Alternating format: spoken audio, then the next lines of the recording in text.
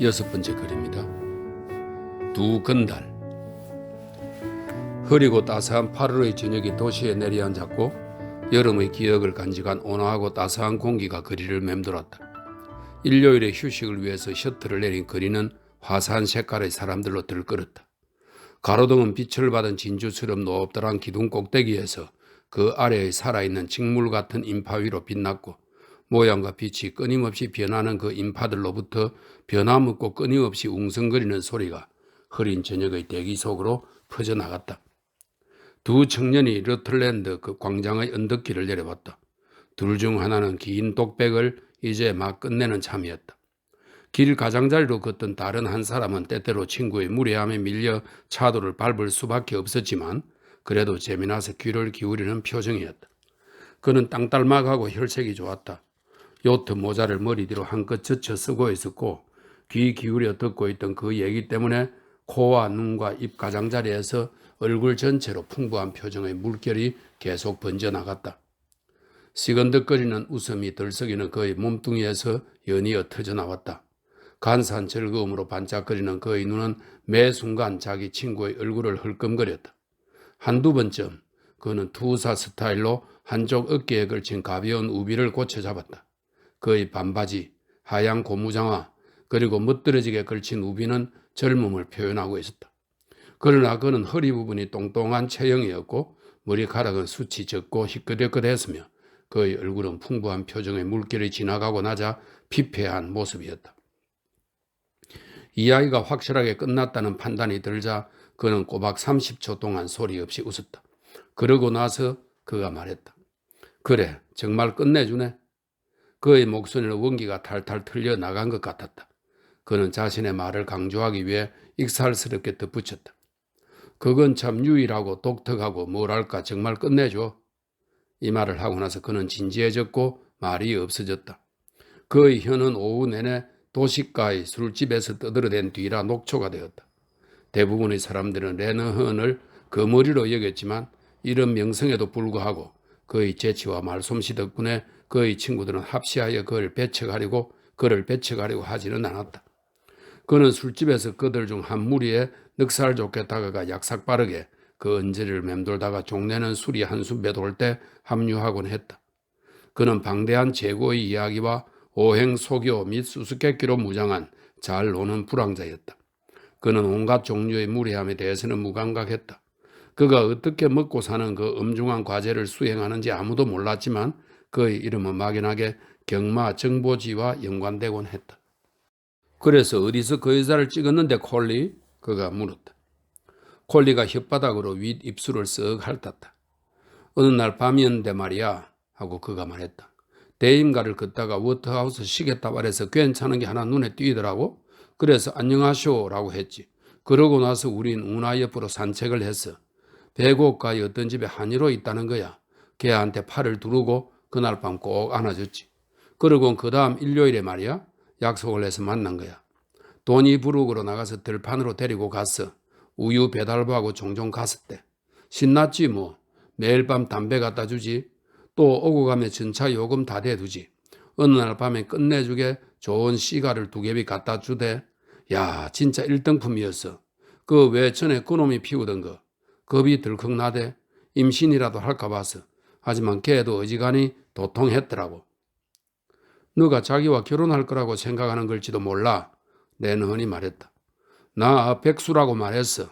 콜리가 말했다. 겨우 피임에나 있는, 이 피임은 퀘이크 교도가 운영하는 가구 및 포목점입니다. 겨우 피임에나 있는 신세라고. 걔 내 이름도 몰라. 조심스러워서 얘기 안 했어. 하지만 걔 내가 제법 그럴듯한 종자인 줄 알더라고. 레너헌이 다시 소리내지 않고 웃었다. 내가 들은 괜찮은 얘기 중에 하고 그가 말했다. 그게 정말 최고 걸작인데. 콜리는 그 아부를 인정한다는 듯 성큼성큼 걸었다. 그가 큼지막한 체구를 뒤흔드는 바람에 그의 친구는 인도에서 차도로 가볍게 밀려 몇 걸음 걷다가 다시 올라와야 했다. 콜리는 경감의 아들로 아버지의 골격과 걸음걸이를 물려받았다. 그는 손을 양옆에 붙인 채 몸을 꼿꼿이 세우고 머리를 옆으로 흔들며 걸었다. 그의 머리통은 크고 둥글고 번지르르 했으며 사시사철 땀이 났다. 그의 커다란 원형 모자는 머리통에 비스듬히 놓여 있는 것이 한 구건에서 다른 구건이 생겨 나온 것 같았다. 그는 마치 행진을 하듯이 늘 전면을 응시했으며 거리에서 누군가를 눈으로 쫓을 때는 엉덩이에서부터 몸을 움직여야만 했다. 현재 그는 시내에서 노는 한량이었다. 일자리가 하나 나면 기다렸다는 듯이 친구가 그에게 달라붙어 닥달해댔다. 종종 사복 차림의 경찰과 함께 걸으며 진지하게 이야기하는 그의 모습이 눈에 띄곤 했다. 그는 모든 사건의 내막을 알고 있었고 최종적인 판단을 내리는 것을 좋아했다. 동료의 말을 듣지 않고 혼자 떠벌렸다. 화제의 중심은 주로 자기 자신이었다.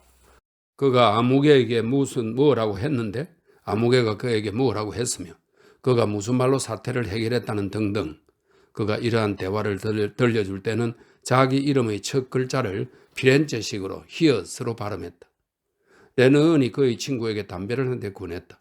두 젊은이가 군중 속을 걸어갈 때 콜리는 이따금 몸을 돌려 지나가는 여자 몇몇에게 미소를 지었지만 레너은의 시선은 두 겹의 달무리에 둘러싸인 커다랗고 희뿌연 달에 고정되어 있었다. 그는 잿빛 너울 같은 황혼이 달의 얼굴을 가로질러 가는 것을 열심히 쳐다보았다. 마침내 그가 말했다. 그래, 그런데 콜리, 너 해낼 수 있는 거지, 응? 콜리는 대답 대신 의미심장하게 한쪽 눈을 찡긋했다. 그 여자 괜찮은 거야? 내 눈이 긴가민가 하면서 물었다. 여자란 모르는 거거든. 걘 문제 없어, 콜리가 말했다. 걔 다루는 건 내가 잘 알아. 나한테 홀딱 빠졌거든. 너야말로 유쾌한 로사리오구나. 이 로사리오는 돈키호테 속에 나오는 이야기의 주인공인 남봉꾼입니다. 후에 니클러스 로우의 극으로 각색된다 이렇게 설명되어 있네요.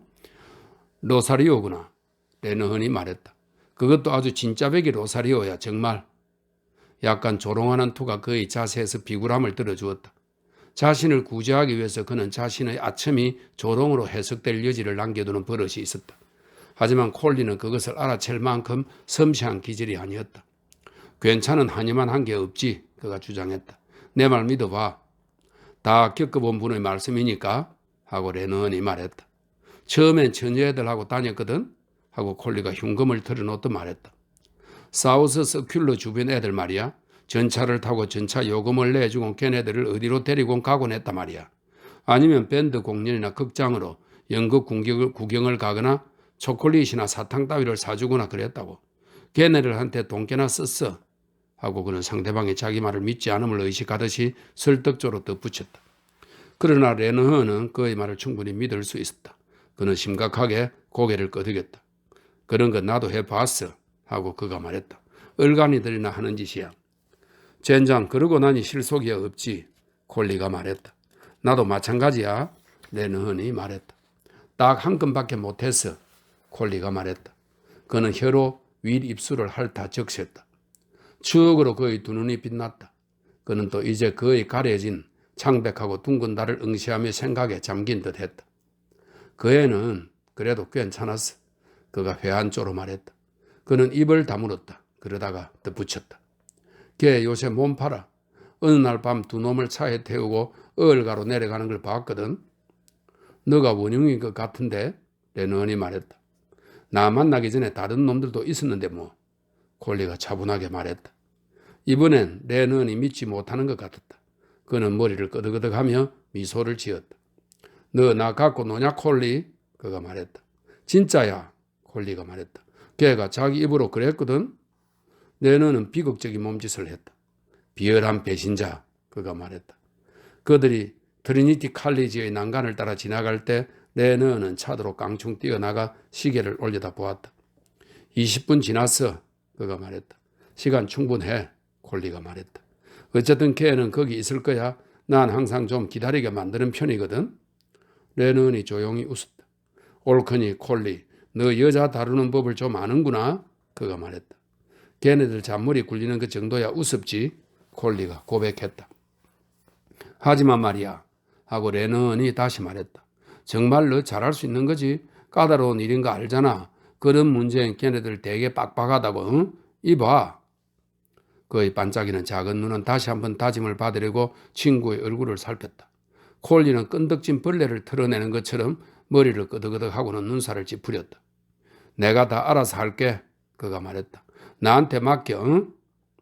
레너는 더 이상 말하지 않았다.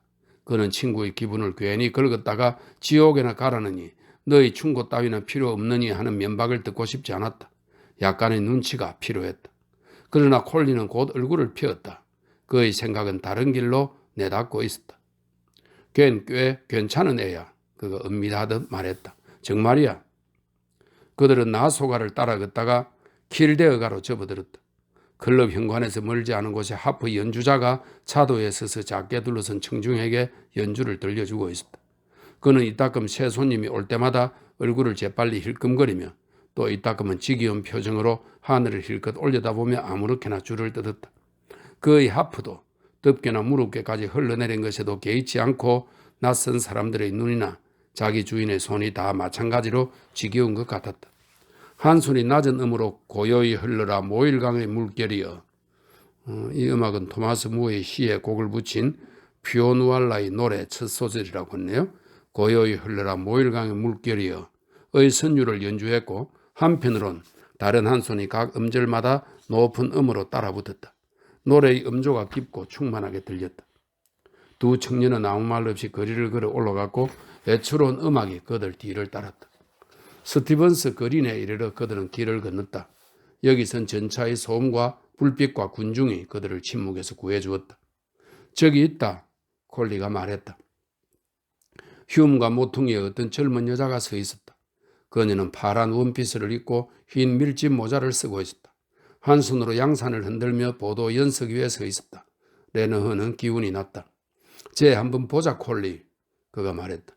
콜리는 친구를 곁눈질로 흘끔 보았고 기분 나쁜 웃음이 그의 얼굴에 번졌다. 너 나랑 한번 해보자는 거야? 젠장. 레너헌이 막무가내로 말했다. 누가 소개해달래? 그냥 한번 보고 싶다는 거지. 안 잡아먹을 테니 염려 마. 오호, 그냥 한번 본다고? 콜리가 좀 더 상냥하게 말했다.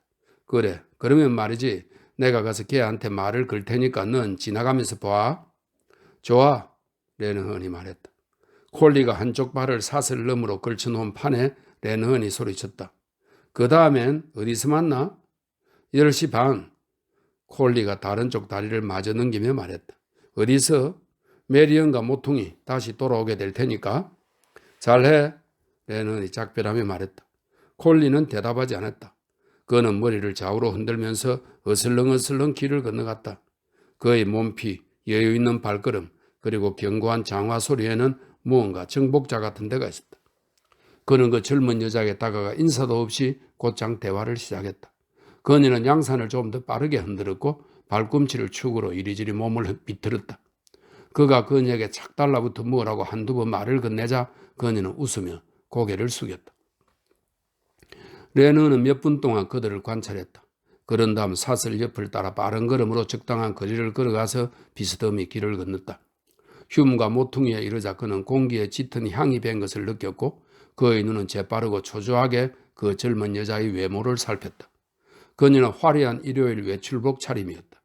푸른 서지 천으로 된 치마의 허리에는 검은 가죽 벨트를 메고 있었다. 커다란 은제 버클이 하얀 블라우스에 가벼운 천을 집게처럼 잡고 있는 것이 그녀의 몸 중심을 누르는 듯 했다. 그녀는 작게 단추가 달린 짧은 검은색 재킷을 걸치고 북슬북슬한 깃털 목도리를 두르고 있었다. 트을 망사로 된 옷깃 끝은 일부러 흩뜨렸고 붉은 꽃 한 다발이 줄기를 위로 한 채 가슴에 꽂혀 있었다. 레너헌의 눈은 흡족하게 그녀의 땅딸막하고 근육질인 몸매에 주목했다. 저속하고 우악스러운 건강미가 그녀의 얼굴에 살짝 붉은 뺨과 당돌해 보이는 푸른 눈에 이글거렸다. 이목구비는 몽툭했다. 콧구멍은 늘따랗고 제멋대로 생긴 입은 조아라고 해부러져 있었으며 앞니 두 개는 뻐드렁니였다. 지나치면서 레너헌은 모자를 벗어 아른 척을 했고 약 10초 후에 콜리가 허공에 대고 근성으로 인사를 했다. 막연하게 손을 쳐들고 생각에 잠긴 듯 모자의 위치를 바꾸는 정도의 동작이었다. 레너헌은 쉘본 호텔까지 걸어가 걸음을 멈추고 기다렸다. 잠시 기다리니 그들이 자기를 향해 오고 있는 것이 보였고 그들이 오른쪽으로 돌자 그는 하얀 신발로 발걸음도 가볍게 메리언 광장을 끼고 그들을 뒤따랐다. 자기 발걸음을 그들에게 맞춰 천천히 걸으면서 그는 콜리의 머리가 순간순간 젊은 여자의 얼굴 쪽을 향해서 마치 축을 중심으로 회전하는 커다란 공처럼 돌아가는 것을 쳐다보았다. 그는 그들이 도니브룩행 전차 계단을 오르는 것을 보고 나서야 두 사람을 시야에서 놓아주고 몸을 돌려 자기가 왔던 길로 되돌아갔다. 혼자가 되니 그의 얼굴은 더 나이 들어 보였다. 이제까지의 쾌활함이 그를 지어버린 것 같았다. 듀크 공원의 난간 옆으로 지나가며 그는 손을 난간 위에 얹은 채 걸었다. 하프를 타던 이의 노래가 그의 동작을 조종하기 시작했다. 그는 부드럽게 발을 굴러 그 가락을 연주하면서 손가락으로 괜히 난간 위를 쓸어가며 각 음절마다 변주를 한 음계씩 쳐댔다. 그는 깨느른하게 걸어서 스티븐스 그린을 돌아 그래프튼가로 내려갔다. 그의 두 눈은 자기가 스쳐 지나가는 사람들의 수많은 요소를 쳐다보기는 했지만 그저 시무룩하게 지나칠 뿐이었다. 그를 매료하고자 하는 그 모든 것이 시시해져서 그는 자신에게 큰맘 먹어보라고 부추기는 눈짓에 대꾸도 하지 않았다. 그는 자신이 말을 많이 해야 한다는 것, 없는 얘기를 꾸며내고 즐겁게 해줘야 한다는 것을 알고 있었지만 그런 임무를 수행하기엔 두뇌와 목구멍이 너무 메말라 있었다. 콜리를 다시 만날 때까지 어떻게 시간을 보낼 것인가 하는 문제가 다시금 그를 약간 괴롭혔다. 계속 걷는 것 말고는 달리 시간을 보낼 방도가 생각나지 않았다. 르틀랜드 광장에 이르러 그는 왼쪽으로 돌았고 그 어둡고 조용한 거리의 칙칙한 모습이 그의 기분과 어울렸으므로 좀 더 마음이 편안해졌다.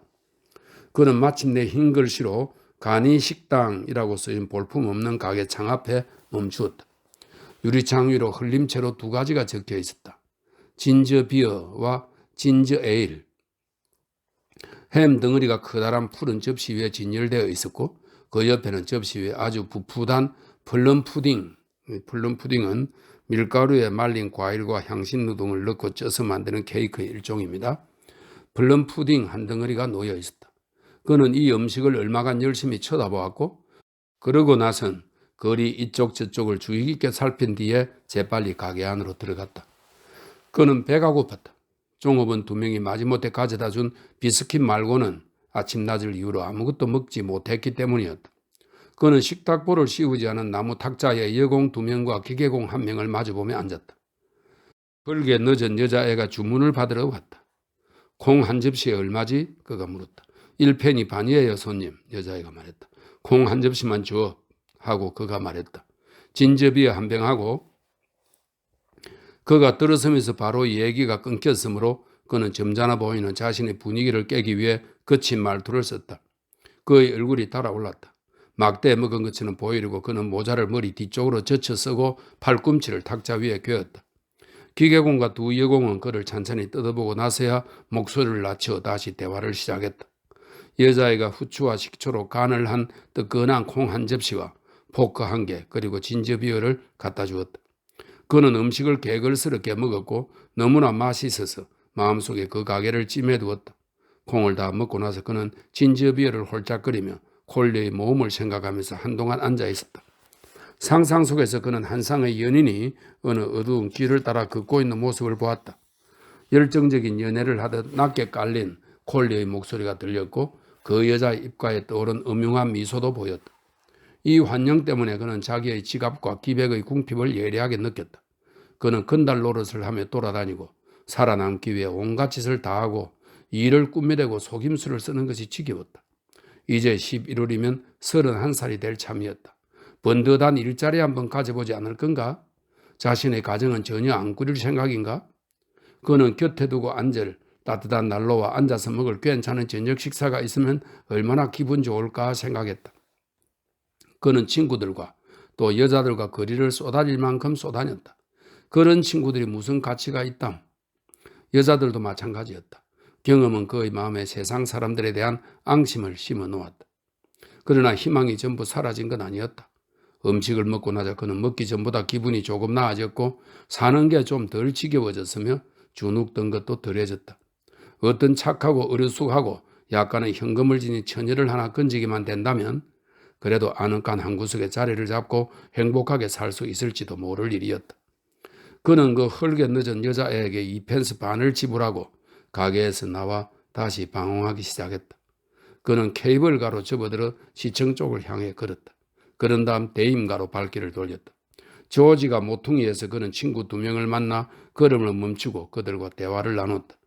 내내 걷다가 이렇게 쉴 수 있어서 반가웠다. 친구들은 그에게 콜리를 봤느냐, 근황은 어떠냐고 물었다. 그는 하루 종일 콜리와 있었다고 대답했다. 그의 친구들은 거의 말을 하지 않았다. 그들은 사람들 가운데 눈에 띄는 어떤 모습들을 멀거니 쳐다보고 이따금 촌평을 붙이기도 했다. 1시간 전에 웨스트 몰런드가에서 맥을 봤다고 한 친구가 말했다. 이 말에 레너는 자기가 그 전날 밤 이건 술집에서 맥과 함께 있었다고 말했다. 웨스트 몰런드가에서 맥을 봤다던 그 청년은 당구 시합에서 맥이 좀 땄다는데 정말이냐고 물었다.